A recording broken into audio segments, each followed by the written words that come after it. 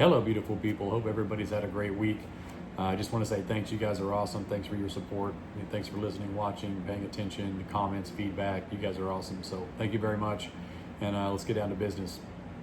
Something I've been thinking about this week, and this is probably not just me. This is probably something you're dealing with too. But I think a lot about fear and stuff that I'm afraid of and stuff that I'm scared of.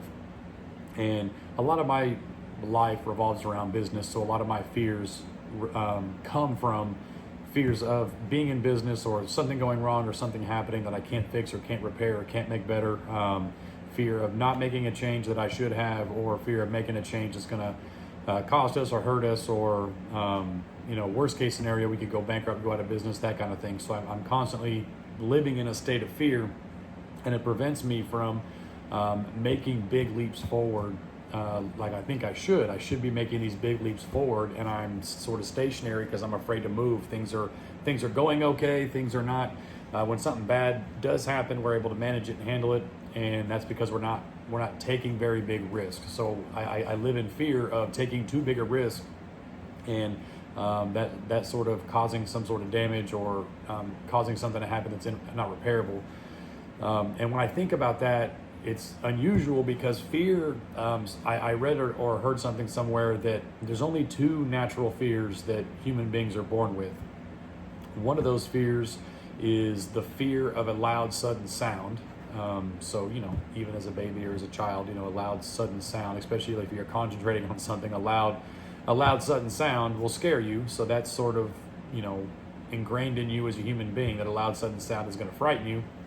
And then the other sort of hardwired fear that human beings have has to do with heights, and that's actually the reason why when you are looking down on something, especially from a large, from heights, from a distance of heights, when you look down, that distance looks further than it actually is because your fear of it, your brain is telling you that this is bad, this is dangerous, and you should fear this. So that's sort of the only two natural things that you should be afraid of, is a loud, sudden sound, and then the fear of heights, or fear of falling, more not necessarily the fear of heights, but the fear of falling from a height. So then I think about all the other fears that I have, and I just wonder where they all came from. And because I'm sure you're probably afraid of things too, whether it's, like for instance, people are afraid of snakes and spiders. Like why? Like, why are you afraid of snakes, and why are you afraid of spiders? Like, what has a snake ever done to you? What has a spider ever done to you? Or for me, like a lot of my fears had to do with business and failure, and I think a lot of those are tied back to not necessarily the fear of failure itself, but the fear of a status change, and a status change of people's perception of you. So I fear that, not necessarily that, if we go out of business, or our business fails, or business suffers, or we're not as good as I think we should be, that's a reflection on me and how people perceive me. So it's not necessarily a fear of failure necessarily, it's a fear of perception, and I guess I don't have thick enough skin for, public humiliation or shame, or, people saying nasty things about me. I don't have thick enough skin to weather that. So I'm constantly in this mode of, protection. And like I said, that prevents me from taking big risk to go out and do the things that I know I can do, or know that we should do, or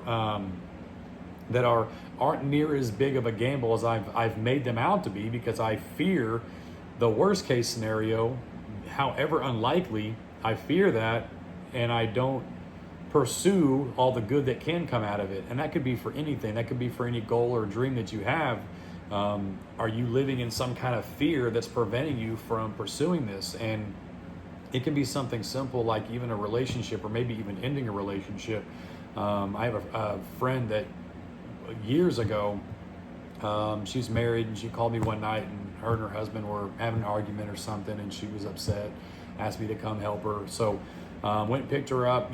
She's just kind of in a mess, and she kind of knew that the relationship was over, marriage was over. And I think a lot of her frustration and anger and fear came from not necessarily the relationship being over, but how people were going to perceive her, and how that marriage failing, how she felt like that was going to reflect on her.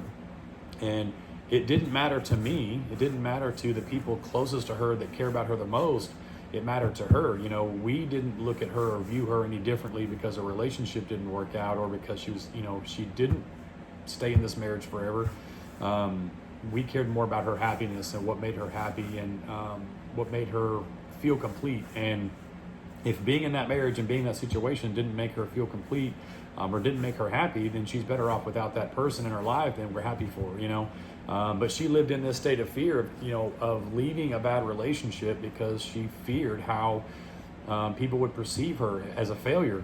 And that's a very powerful force, and it will cause me and anybody to do things or to not do things because we're afraid of how people will perceive us as failures. So it's just something that I think about a lot. It's something that I deal with a lot. And I also look back at my life and I realize that most of the time when I made the most progress, or I made the biggest leap forward, or if I did anything substantial, and again, I'm not saying substantial as far as the world is concerned, because I'm nobody and nothing to the world, but anything substantial to me always came not necessarily immediately after, but not long after I took the biggest risk. Whenever I did the riskiest thing at the time for me, because I could have played it safe. I could have done the same thing I had always been doing, playing it safe, not making any changes, you know, holding on to what I have because I'm afraid of losing it for something greater. And I look back, and every time I made a significant jump, or I made any kind of huge leap forward, it didn't happen overnight, but it always followed whenever I took the biggest risk, or I don't know if I want to say, like, you know, threw caution to the wind, but I made a calculated risk that, hey, I understand and I see what's the worst that can happen, and there is an infinite potential upside, and I just went after it. And I look back now and I realize that whenever my life became the most stagnant, the most stale, I made the least amount of progress is when I stopped taking risks, when I stopped putting myself out there and taking chances. And in a sense, I feel boxed in right now, and I'm not boxed in by life. I'm not boxed in by the world. I'm not boxed in by opportunity. I'm boxed in by my own fear. I've built a cage for myself where I feel safe and comfortable, and I don't take risk. I don't get out there and pursue things like I should, like I'm capable of. And I think I've told you before that one of my biggest fears, or my only fear, should be regret. Like I fear regret more than I fear failure. So I need to, you know, sort of recalibrate, take a deep breath, look at my life, and start looking at ways I can take risks, because I'm living in a situation, like I said, I built this box around myself where I'm insulated because it's safe and it's comfortable, and I don't want to say it's easy, it's difficult, but I've become numb to the difficulty because I'm used to it. So this at one time was so difficult I couldn't hardly handle it, and now it's at a point now where the difficulty level has sort of worn off, and this is normal and this is average now, and I need to pursue more difficulty. And that could be applied to anybody for anything, whether it's learning a new skill, or taking on a new challenge in life, picking up an instrument, anything like that. You're going to be terrible at first, but you have to put yourself out there. I forget the expression, but it's something like, you don't have to be great to get started, but you have to get started to be great. And that's something that I think about. I like I said, I box myself in, and because I'm doing okay, or because I'm comfortable, that I stop taking risk. And they don't have to be crazy, they don't have to be ridiculous, they don't have to be huge risks that put everything in jeopardy. But I've got to the point now where I'm comfortable, and I stop taking risks because it's not easy, but it's calm, and I can handle it, and this amount of stress and this amount of difficulty is tolerable. It's almost like when you get into like a bad relationship, like, you're used to dealing with so much nonsense and so much crap that whenever it's like, after a while, it's like, okay, well, this is just the normal amount of crap I can put up with, when really the risk you should be taking is, maybe finding a new relationship to be in, and that's something I think about all the time, is like, am I putting myself out there? Am I challenging myself? Am I giving my best every single day? Or am I just taking the challenges that I know are coming? And they're not always the same every day, but I can anticipate most problems that are coming my way. And to me, that's just a safe way to live. And even though the risk that I'm taking, yeah, they're probably slightly more than some people that, just have a job versus owning their own company, or if they own their own company and they're the only person that works, they have no employees. Like maybe I'm taking slightly more risk than some people, but I don't feel like I'm taking enough risk for me. And that's something that in a different way, in a different sense, I try to pass on to my people that I work with is, I'm not trying to compare each person to another person. I'm not trying to compare this technician to this technician or this service writer to this service writer, but I try to compare you to who you were yesterday and who you were last month and who you were last year. So are you better than you were yesterday? Are you better than you were a year ago? How far have you come in this amount of time? And today, how did you do today? Did you do your best today? And I'm not going to try to compare, this person to this person, but did you do your best? I'm not asking you to do better than somebody else, and I'm not asking you to be like them or compare yourself to them, but is this what you're capable of? Is this the best that you can do? And a lot of times I get so focused on the outside, I forget to look on the inside and ask myself that same question, like, is this the best that I can do? And when I say that, I don't mean necessarily my circumstances. I mean like my actual physical output. Am I doing everything that I could possibly be doing right now?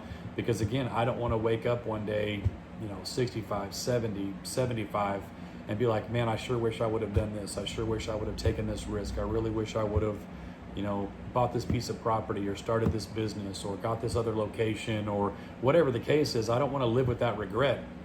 And when I look in the mirror, like I'm not getting any younger, and I haven't really taken good care of my body, and I've done a lot of stuff that I really shouldn't have, which I'm sure shaved, plenty of years off the back end of my life, and I don't know how much time I have left. And I need to start looking in the mirror every single day before I leave the house and say, today's the day. Today's the day I'm going to do it. Today's the day I'm going to give my best. And then when I get home, I need to check myself and audit myself and ask myself, did I give my best? Did I give 100%? Did I take risk? And did I make the most out of it?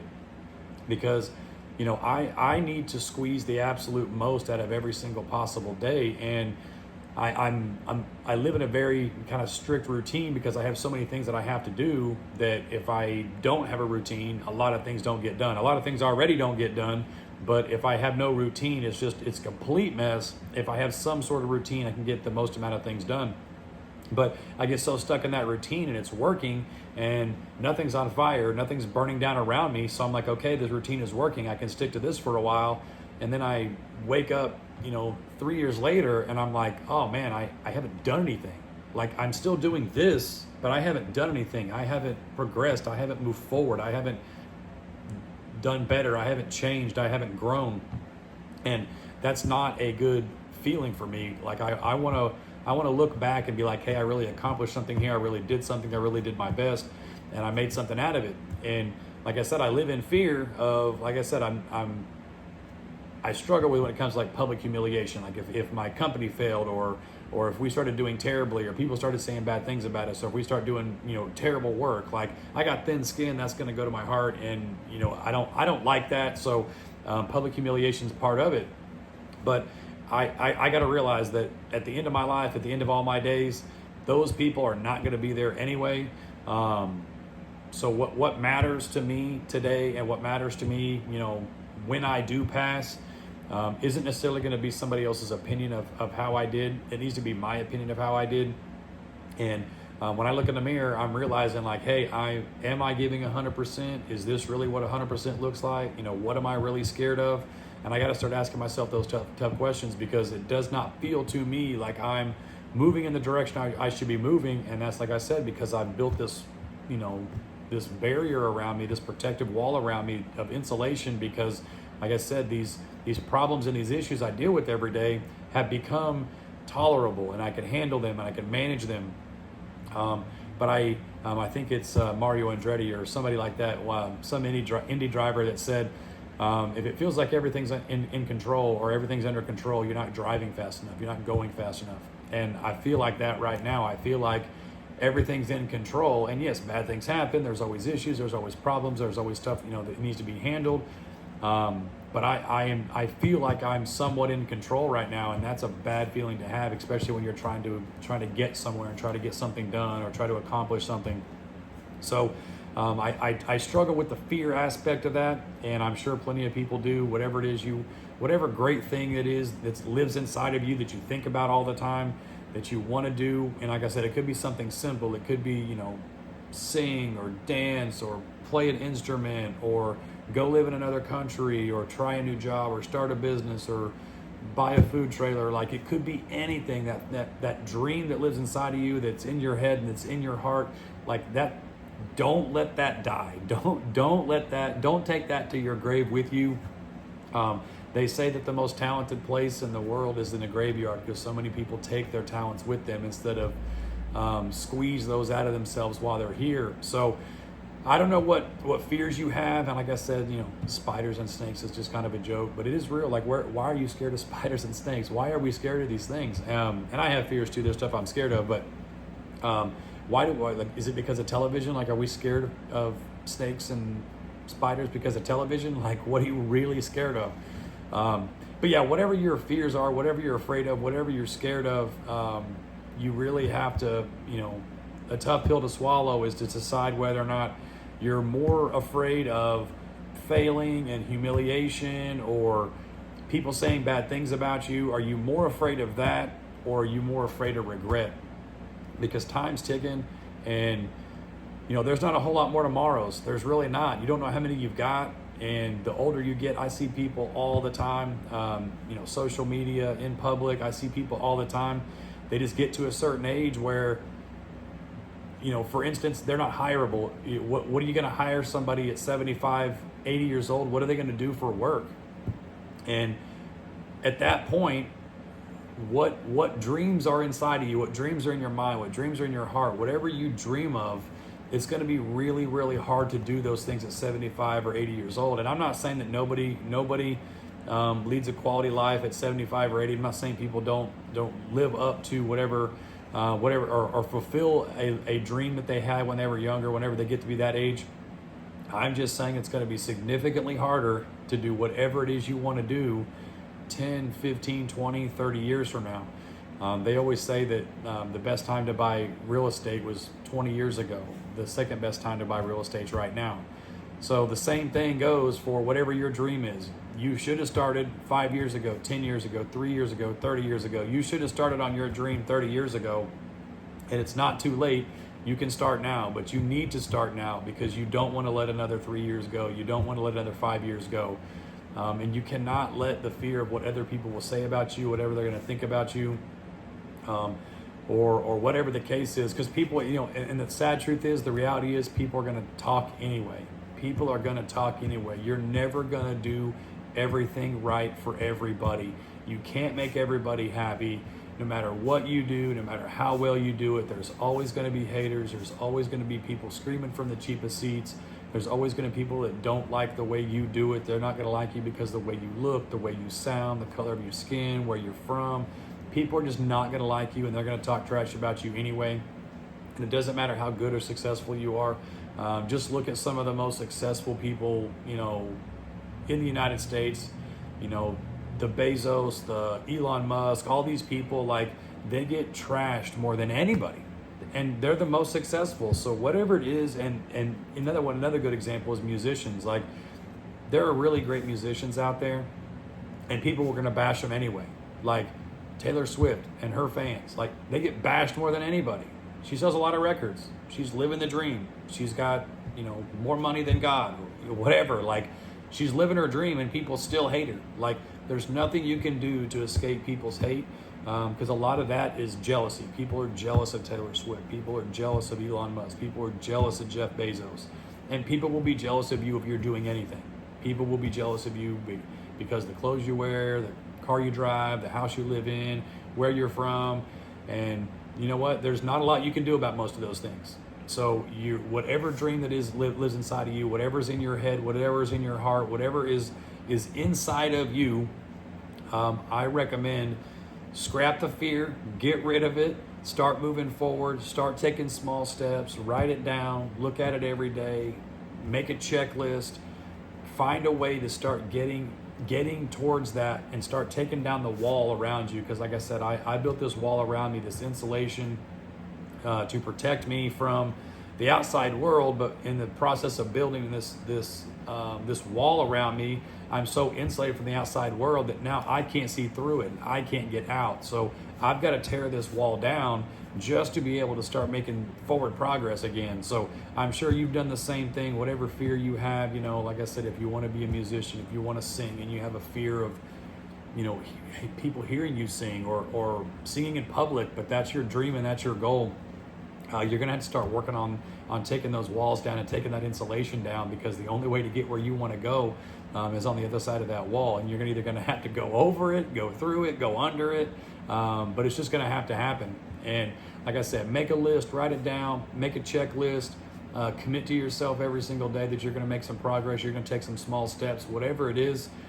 Just get out there and get it, because I'm telling you, as bad as you fear failure, and like I said, I'm speaking about me right now, as bad as I fear failure, as bad as I fear shame or humiliation or being broke, like I'm scared to death of being broke. Like, especially, I don't think people that have never been broke fear being broke because they don't know what it's like. I think people that have been broke, they know they actually have a legitimate fear. But there's two ways to look at it. I can fear being broke because I know what it's like, but I also know I shouldn't fear it because I know how to fix it. I know how to solve it because I've dug myself out of being broke. So just like anything else in life, once you've done it once, you can keep doing it, you can recreate it. So I shouldn't fear it, but I do, in a sense. It's always going to be in the back of my mind, because being broke sucks. I mean, not a whole lot of people are going to tell you being broke's awesome. So there's lots of fears that I have, and I'm sure you have a lot of the same fears. You're human. Like I said, your fears are, shame, poverty, humiliation, hurting yourself. I mean, people, don't go do fun things because they're afraid they might hurt themselves. Well, you know what? Pain's part of life. It's gonna hurt. You're gonna fall down. You're gonna get some boo-boos. You got to pick yourself up and you got to keep going. So, doing pretty good on time. But there's also a perception angle that comes to it too. So recently I had somebody ask me, to me, it was just like the goofiest question. And of course, I shouldn't say that. I had a woman ask me how many times I had been in love in my life. And I just thought it was the goofiest question, because a guy would never ask another guy that. That's crazy. But that's because, in my opinion, I'm not saying all women, but most women are in love with the idea of love. They love love. So a lot of their thought revolves around the idea of love, being in love, having a marriage, having a relationship, and it being based on love. Well, my mind doesn't work like that. I don't think about love. I don't really care about love. It's not something that crosses my mind. Like I'm just not wired for love. And that doesn't mean there's not things that I do love things and I do love people. I'm not in the, Hallmark movie, Disney fairy tale realm of love. That's not how my mind works. In my mind, and I think we've talked a little bit before about, in my mind, a guy's job is to provide and protect, and that is love to a guy. So to men, providing and protecting is love. There's ways that we can show you that we love you without it being a Hallmark movie or a Disney movie or a fairy tale, whether it's paying for dinner or buying flowers or opening a door for you. There's lots of ways a guy, in my opinion, if a guy is fairly successful or gets up, goes to work, takes care of business, doesn't matter what kind of job he has, whether he works in a trade or he's a driver, works in IT, he's a lawyer, doesn't matter. If he's providing a home, a safe place for you to sleep at night, that's love. He may not express it the way you want him to all the time, but if he's providing for you and he's protecting you from the elements, he's protecting you from the outside world, that to me is love. So when somebody asks me a question like, how many times have you been in love? It's so far away from my planet that I don't even think about it. I don't sit around in a room and think about love. I don't sit around and think about how many times I've been in love. Like, that's just a strange foreign thought for me. And my question was to this person, I was like, what does that even mean? Like, what are you trying to determine when you ask a question like that? And they were basically telling me that they can get an idea of what kind of person I am by, or what's happened to me in my past and all this, or whatever the response was about getting to know me better about the answer to this question. And I'm like, that's not going to tell you anything. And I'll give you an example of why I believe it will tell you nothing about me. So let's just pretend I have been in love one time in my entire life. The answer to this question does not necessarily tell you anything about me, because your perception of my answer is what you want it to be. If I tell you I've been in love once in my life, there's two directions you can go with that. And your perception, your life experience will determine what direction you think of that. Hey, that's great, or hey, that's terrible, or that says this about him, or that says that about him. And the same goes the opposite way. If I had been in love 100 times, you would say, oh, that says this about him, or that says this about him. But both of those scenarios are based on your perception. And I'll give you another example of that. I think most of you probably heard this story about the two brothers that grew up with an alcoholic father. And after the father, whenever the father passed away and they went to the funeral, they asked one brother turned out to be a raging alcoholic, drank all the time, and the other brother was completely sober. So they asked the brother that drank all the time, he's like, hey, your dad was an alcoholic, he's passed away now, like, what caused you to follow in his footsteps and be an alcoholic? And his response was, well, with a father like mine, what did you expect? And then when they went to the other brother that was sober, they said the same thing, like, hey, what's the story? Like, your father was an alcoholic, you don't drink at all, what's the deal? And he said, with a father like mine, what did you expect? So two brothers, exact same scenario, exact same father, took the exact same piece of information and took it two completely different directions. So the event itself, the thing that happened to these people, the stimulus, affected them two completely different ways because of their perception, how they perceive the information and what they did with that information. So finding out how many times somebody's been in love in the past doesn't tell you anything about them. It just doesn't. It can't. Like, on top of the fact that your perception of it could go either way or either direction, the actual events surrounding it, there's some luck involved. There's some life involved. Like, I meet people every single day, and usually it's in the furniture store. Usually I meet men that are recently divorced. And a quick story, a guy came in one time, was looking for some furniture, and he had told me he just got divorced, and I forget what comment I made about it, because I'm used to, most of the time when a guy gets divorced, he's like excited, like he's happy, like freedom, like I made some comment to the guy. The guy almost broke down in tears, like he was crushed. He was crushed, not necessarily by my comment, but something happened in his marriage. He was not happy. He was devastated that him and his wife were going through this divorce. And it completely changed my perception, because in my mind, most of the time, it's the guy's rejoicing. So it changed my mind to think that now when I see these men that come in the furniture store and they're like, oh yeah, I just got a divorce, I always ask now, is that a good thing or a bad thing? Because I try to get a vibe for, is this good for you? Is this bad for you? Like, so now I ask that question because my perception was one way for my entire life, that, hey, this is freedom for you. This is, you should be happy. It's not always like that. Not all men are happy to be divorced. That's not a real thing. Like, that was just my perception of it. So, what people go through, there's life is crazy, and it's different for everybody. People deal with chance all the time. Some people meet the love of their life in high school and they're together for the rest of their lives. Some people don't. I read a story recently about a guy that passed away in his 90s, and he'd been with his wife for like 45 years. They didn't meet till he was 52. He met his wife when he was 52. Like, that was like, it just blew my mind. Like, not every love story is the same. Not everybody's circumstances are the same, and everybody's life is different. So try to take everybody that you see today and appreciate what they've been through, appreciate what they've gone through, but take them as they are today and help them and be paying attention to where they're going. I think a lot of times we focus too much on where people have been, and we don't think at all about where they're going. And for people like me, I don't want to talk about my past. I don't want to think about my past. And I say talk about it or think about it. There's plenty of things that I do and I don't want to talk about in my past, and there's plenty of things, subjects I want to avoid. But my past doesn't define me today. It's part of who I am, but it's not who I am. Where I'm going is who I am. And some people never make that shift. Some people never make that change. But I feel like I made that shift where I may be a collection of life experience that led me to here today.